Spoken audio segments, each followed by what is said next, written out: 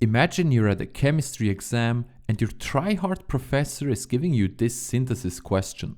To make matters worse, they're being extra cheeky and asking for less than 5 steps. What if you could solve this exercise in less than 5 seconds? Or imagine your friend wants your help to shortcut a total synthesis of one of the most potent cancer-killing molecules ever discovered. First, you admit to him that it's pretty cool because it was isolated from hundreds of kilograms of worms harvested in shark-infested waters. But this guy is even crazier than your professor. He wants to cut the only known synthesis in half. The solution to both problems are dyotropic reactions, a class of relatively unknown chemical reactions. In our first section, we will discuss their mechanisms and the orbital craziness dictated by the infamous Woodward-Hoffmann rules. This is the chemistry equivalent of demonic incantations. These reactions do not just look like a glitch in the chemistry matrix, but they literally should be forbidden. In our second section, we will focus on the history, biochemistry, and total synthesis of our crazy worm molecule. The sections might not seem related, but just trust me. This video will be a bit longer, so feel free to break it up or skip some sections if you're afraid of physical organic chemistry. Let's start by going back in time to 1906, when an Austrian chemist documented a peculiar observation. Solutions of a chiral dibromo steroid derivative isomerized spontaneously to equilibrium mixtures of diastereomers, even at room temperature. Experimentally, this was observed through a change in optical rotation of the compound in solution, increasing as time went on. Half a decade later, this magical so-called muta-rotation was investigated in more detail. Different mechanisms had been proposed for this rearrangement, either invoking radicals or more likely charged intermediates, similar to what we would know from a typical bromination reaction. However, the reaction was unaffected by radical inhibitors or additives and even proceeded in heptane, a very apolar solvent. Stepwise mechanisms with considerable charge separation wouldn't explain why nonpolar solvents also show spontaneous rearrangement. Based on all data, the chemist suggested a concerted step with a apolar 4-membered transition state. Let's highlight 4 important implications of such a mechanism. First, because we break 2 sigma bonds at once, we would expect a significant energy barrier, so this reaction isn't the first choice of every molecule. In our steroid example, it's unintuitively easy. We will explain it in more detail later. Second, this would be a pericyclic reaction, because there is one concerted step with a cyclic transition state. Third, while the bromines move at the same pace in this simplified picture, their migration might be slightly asynchronous in a molecule with different substituents on the 2 central carbons. Still, both bonds would be broken and formed in the same step, with no intermediate being detected. Last, because the bromines remain on their respective sides of the carbon-carbon framework, the migration would be stereospecific, with inversion at the respective carbons. 2 decades later, the chemist Reetz established a general theory on such dyotropic reactions. If the migrating bonds exchange their positions, as was the case in our steroid example, he called them type 1. In theory, this could also happen if 2 substituents are syn or on the same side, but you can imagine that they would get into each other's face. At that time, there was no hard mechanistic evidence that any reactions really occur in this way, but that didn't stop Reetz from theory crafting and throwing out predictions. But wait a second, based on a strange formula, he casually mentions that the reactions should be forbidden? I always tell you to think critically and trying to really understand what you are reading. I did the mistake of just trying to do that. You see, this statement is actually incorrect, but not for the reason that you might think. We mentioned that dyotropic reactions are concerted and have a cyclic transition state, so they are pericyclic reactions. This means they have to obey the mighty Woodward-Hoffmann rules, which had been established just a few years earlier in the 1960s. If Huckel's aromaticity rule confused you, I have bad news. This is like putting Huckel's rule on steroids, squaring it and imbuing it with ancient magics to make it even more cursed. If these rules are a topic in your studies, you better read these legendary publications yourself over a couple of days. I actually hated this during university, but I like you, my dear viewer, so much that I compiled a short crash course. To understand the incorrect statement, we first need to understand this theory. It starts innocent and slow, reviewing definitions and basic molecular orbital diagrams, which many students can follow. However, things evolve into a mix of geometry and arts, because we need to determine the symmetry properties of orbitals. We're basically asking if a given orbital stays the same or inverts when we subject it to specific symmetry elements present in the molecule. This requires some mental visualization skills, but hey, this is organic chemistry after all. Looking at the pi orbital of ethylene or C2H4, reflecting it through a central mirror plane M would give back the same colors or phases in the orbital lobes. This is because the orbital already has this mirror plane in it, meaning it's symmetric. On the other hand, the pi star orbital is anti-symmetric because mirroring it gives a hypothetical orbital with opposite colors or phases. The properties flip when we move from the mirror plane to the C2 operation, so a rotation by 180 degrees. The hypothetical pi orbital inverts its phases after rotation, so it's anti-symmetric. Now the pi star is the symmetric one because it looks exactly the same before and after the rotation.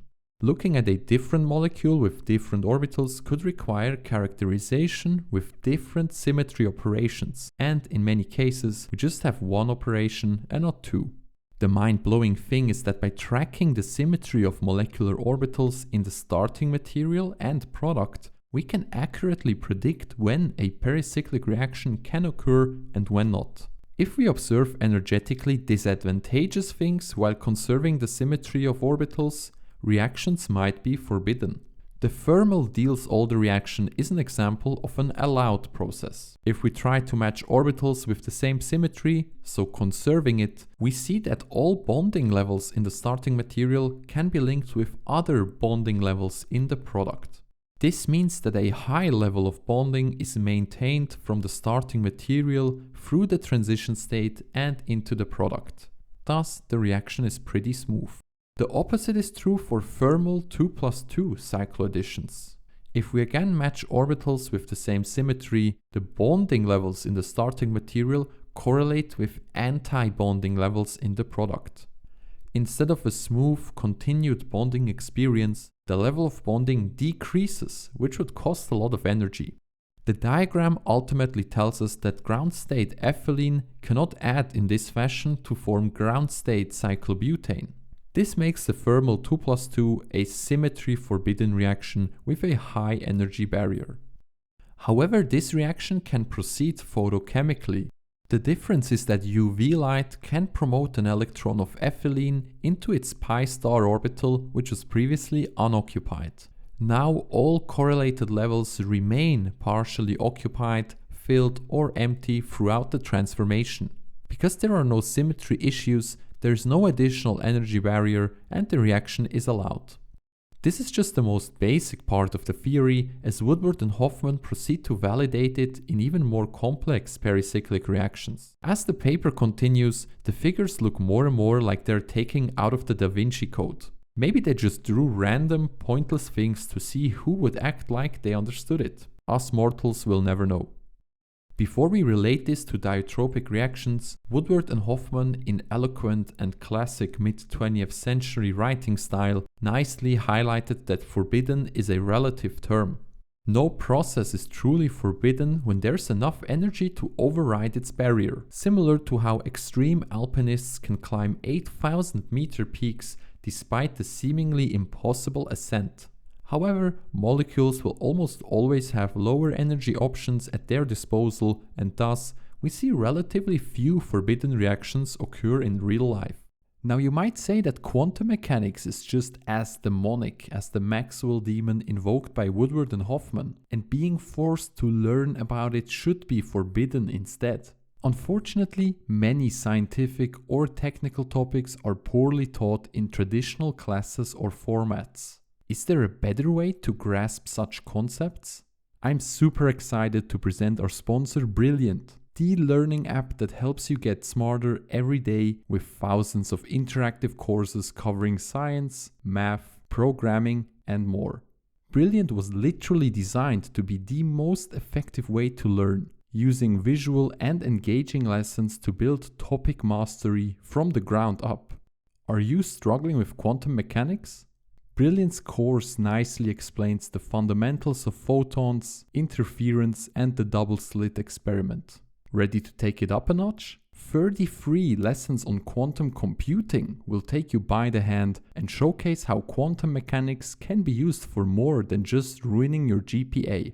These lessons will even introduce you to the Q# language for quantum programming. Beyond quantum, whether you're interested in maths or physics, coding or data science, Brilliant can turn your curiosity into comprehension and help you build timeless problem-solving skills for your career. To try everything Brilliant has to offer for free for a full 30 days, visit brilliant.org/totalsynthesis or scan the QR code on screen. Or you can click on the link in the description. You'll also get 20% off an annual premium subscription. Okay, we've seen 2 allowed and 1 forbidden reaction, as well as some crazy drawings. What does this all boil down to? Although pericyclic reactions come in different shapes and forms, a common rule can shortcut all correlation diagram wizardry. We just need to know the number of components that react with each other, their number of electrons, and something we haven't mentioned yet, the spatial relationship of bonding changes. Suprafacial, abbreviated as S, means that the bonds being made or broken lie on the same face of the system undergoing the reaction. Antrafacial is the opposite. Let's explain this by going back to our forbidden thermal 2+2 of ethylene. In this example, it's quite obvious that the 2 olefins meet face to face and both form new bonds on the same side of the olefin, so it's suprafacial. Because 2 electron systems satisfy the formula 4q+2 for q equals 0, we get an even number of components. We don't have any antrafacial components, so our total is 2 + 0 = 2, which is even, and thus the reaction is symmetry forbidden. But check this out, if one ethylene would have an antrafacial bonding change, the thermal 2+2 cycle addition becomes allowed. However, instead of meeting face to face, which would be suprafacial for both, a perpendicular edge to face approach is needed to turn it antrafacial for the top olefin. The issue here are steric interactions because we would shove the substituents of the top olefin into the bottom one. This makes the approach energy costly, and actually it has not been unambiguously observed in experiments to date. This is a key lesson for you. Just because a reaction is symmetry allowed does not mean it can't have a very high energy barrier due to different reasons. Now we can finally understand dyotropic reactions. Remember the apparently incorrect claim? In his first papers, Reetz suggested that both the anti and the syn dyotropic migrations are suprafacial components in what can be seen as a 2+2 addition of 2 sigma bonds. This seems reasonable as both migrating groups remain on their respective sides of the central CC bond. But we need to listen to our overlords Woodward and Hoffmann when applying their rules. According to their definition, the involvement of a sigma bond is only suprafacial if the configuration is retained or inverted at both of its original bonding partners. Let's first test this with the syn dyotropic rearrangement.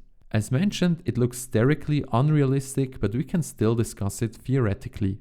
Indeed, the sigma bonds are suprafacial components in the migration because the configuration at both termini, so carbon and the R group, remain the same during the reaction.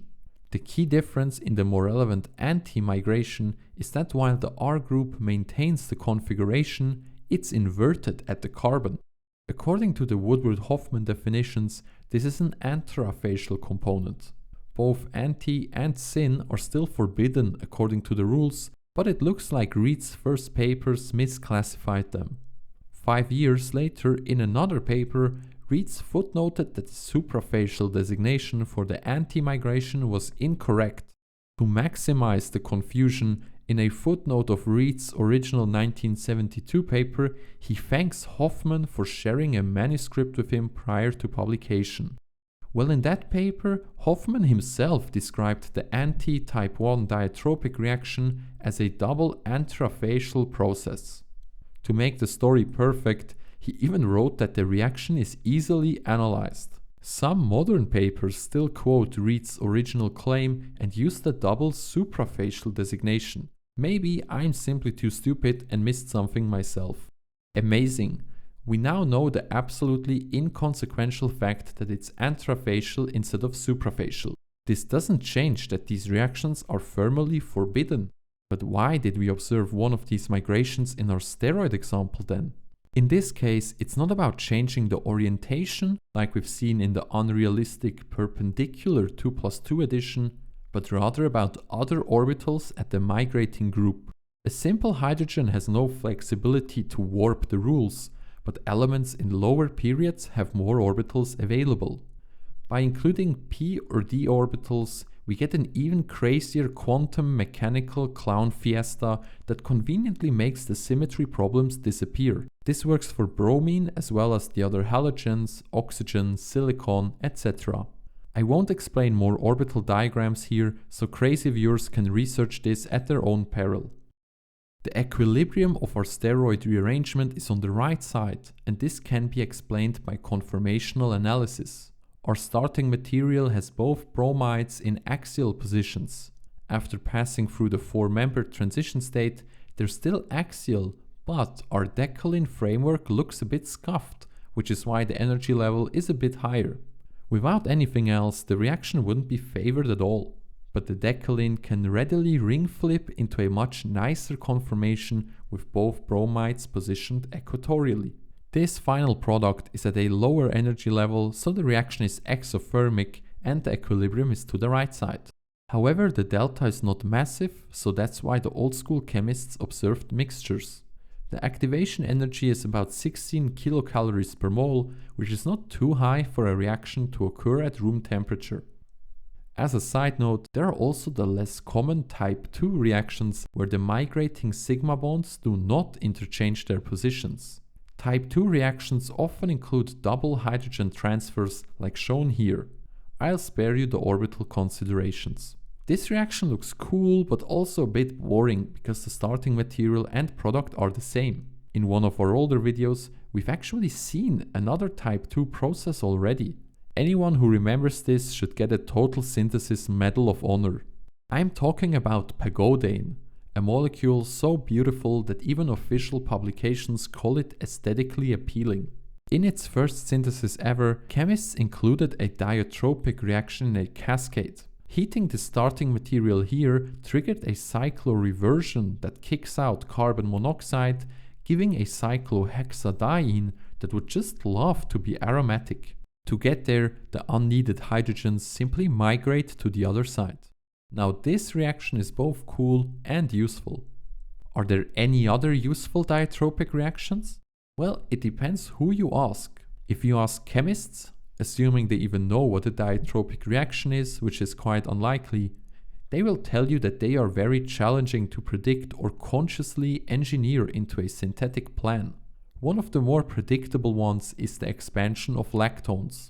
The caveat here is that not every formal dyotropic reaction you'll see is actually a real one. Lewis acids or other additives can sometimes lead to stepwise processes instead of true concerted ones. By the way, if you're a student, you should check out the organic chemistry problem sets on total-synthesis.com. I'll add some crazy dyotropic reactions in upcoming releases, so you better be prepared. If you ask Nature about dyotropic reactions, you will get a surprising answer. Calculations predict some biosynthesis pathways also feature type 1 reactions. Many of you will know that terpene biosynthesis includes enzymes that mediate cationic rearrangements, but some of the shifts might actually be concerted alkyl migrations. A more uncertain example are the halogenated moline ions isolated from sponges. Several family members with different substitution patterns were found, so one hypothesis is that a dyotropic migration of substituents connects these biosynthetically. An exciting possibility is the existence of enzymes that induce these dyotropic shifts. However, there's also the boring buzzkill that this shift simply happened during the isolation process, meaning we would be looking at a fake natural product. If you remember the steroid example, the double bromo migration was really easy, so it could be that this interconversion is also spontaneous if it comes with some conformational energy gain. Before we get to our second section, I want to thank my lovely channel members for going the extra mile to support me. This is niche content, so I'm very happy that it resonates with some other nerds as well. To understand the molecules of our second part, I first need to tell you about Cephalodiscus. These are tiny worms found in the Antarctic and also warmer oceans. They are just a few millimeters long and arranged in colonies wrapped up in rock shells. They look innocent, but they don't just spend days worming around. As part of a bigger quest to find anti-cancer drugs in nature, the influential Bob Pettit and his team discovered that extracts of these worms inhibit the growth of blood cancer cells. I don't know if they had any close encounters during their worm harvests, but Pettit made sure in most of his papers to tell us that the waters were shark infested. They weren't just scuba diving for 15 years because the isolation of the responsible molecules was a pain. Starting with 160 kilograms of wet worms, they went through a myriad of purification steps guided by bioassays testing all individual fractions for anti-cancer activity. Ultimately, they isolated cephalostatin 1 with a whopping 0.0008% yield.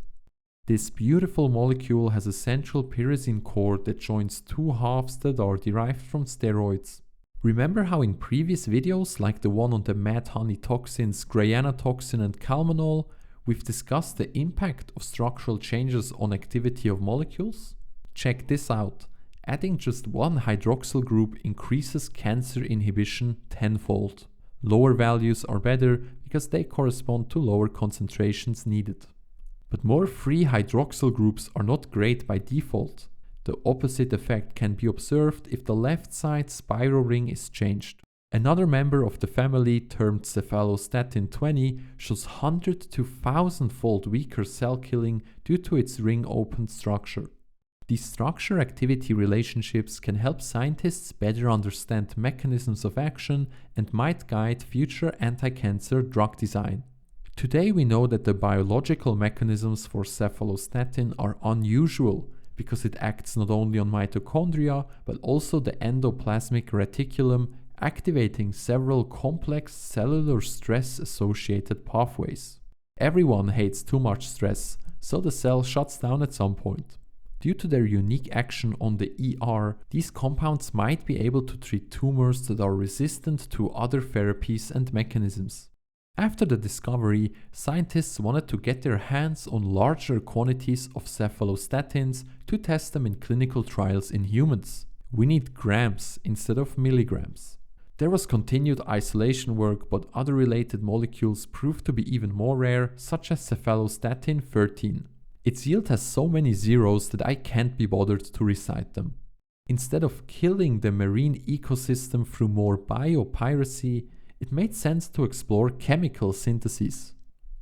The first total synthesis of cephalostatin 1 was achieved 10 years after its initial isolation, spanning a total of 40 steps. These synthetic efforts also aimed at making ritrazines, isolated at a similar time point but found off the coasts of Japan. It's really amazing how these molecules are produced in different organisms in different parts of the world but have similar structure and activity.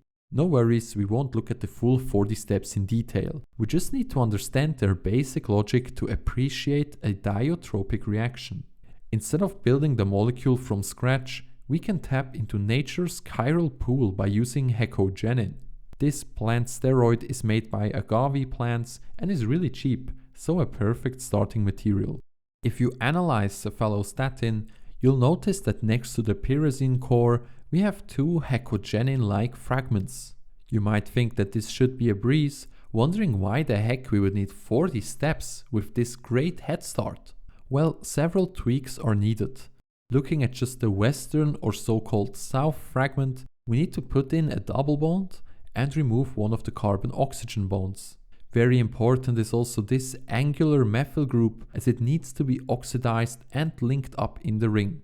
Because we can't just politely ask the molecule to only react at one carbon, selectivity of these tweaks is challenging and needs careful planning and some workarounds. You can pause the video to digest the next 3 synthetic schemes because we won't discuss them in detail. High level, the synthesis starts by completely taking apart the spiroketal ring to just a single hydroxyl group. This is needed to selectively functionalize the angular methyl group, in this case with a lead-mediated hypoiodide oxidation. Almost 20 steps are needed to put the correct spiroketal back in, giving this advanced intermediate. More complicated reactions, which we might explain in our exercises in depth, installed the double bond. This was just the southern half. The equally painful northern half was connected through the pyrazine, giving the final product. The total yield of all of these steps is abysmal, so such a lengthy synthesis can't help to address our shortage of cephalostatin. Well, the next generation synthesis of an analog published 4 years after was much more elegant. It achieved the functionalization of the angular methyl group much faster and without having to rip off the spiroketal. With the first 3 steps, a new tertiary hydroxyl group was added in this position. It might seem far away, but it will actually help us to manipulate our methyl group. So instead of wrecking the spiroketal, they temporarily took apart the core carbon skeleton to tweak the steroid in the right spots. You see, a Baeyer-Villiger oxidation expanded the cyclohexanone to the 7-membered lactone, so this is the molecule you saw at your chemistry exam. To get to this product, we actually don't need a multi-step workaround like you might suggest, but instead a direct dyotropic reaction does the trick. This is a type 1 migration because the atoms simply swap partners with inversion of configuration at the carbons. The Lewis acid accelerates this by coordinating to the lactone and thus withdrawing electron density from the migrating carbon-oxygen bond. The free hydroxyl group, now shifted by 1 carbon, is next eliminated. We'll see why shortly. The yield for both reactions was 93%, so the dyotropic rearrangement is extremely effective.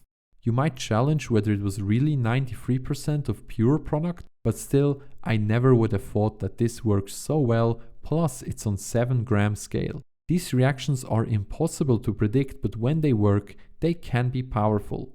So why should we be happy about having a random double bond and an opened up ring skeleton? Well, the olefin is actually a hidden electrophile due to its position next to the spirolactone. Dissolving it in formic acid leads to a SN2 prime reaction, creating our desired carbon-oxygen bond at the methyl and opening the lactone. Our steroid ring looks even worse now, but no worries. Our free carboxylic acid and the new olefin can be rejoined. By adding an exotic phosphate-based reagent present in a mixture of different reactive species, the carboxylic acid can be phosphorylated. Now a strong electrophile, our olefin can attack this carbonyl carbon, re-establishing our cyclohexanone. If you remember the synthetic objectives, we managed to functionalize the methyl group, and our last acylation reaction gave our olefin in the correct position. We still need several steps to transpose the spiroketal core, but by not demolishing it, it can be done relatively fast. Just like in the first synthesis, the 2 halves are unified through a pyrazine, and that's it. It still looks complicated, but you can probably appreciate that this is much more efficient than the first generation synthesis. By taking the structural detour and using a dyotropic reaction, we cut the steps in half and increase the total yield by 20-fold for this analog compared to original cephalostatin 1. Unfortunately, even this improved synthesis was not enough. Despite all of the research and efforts, we haven't seen any phase 1 clinical trials. I guess the funding simply ran out because no one ever managed to produce enough material. On the bright side, you can now feel smart about knowing more about this special type of reaction. Let me know with a like or comment if you learned something new or just enjoyed the ride. Thanks again for watching, and as always, I hope you will join us again in our next video.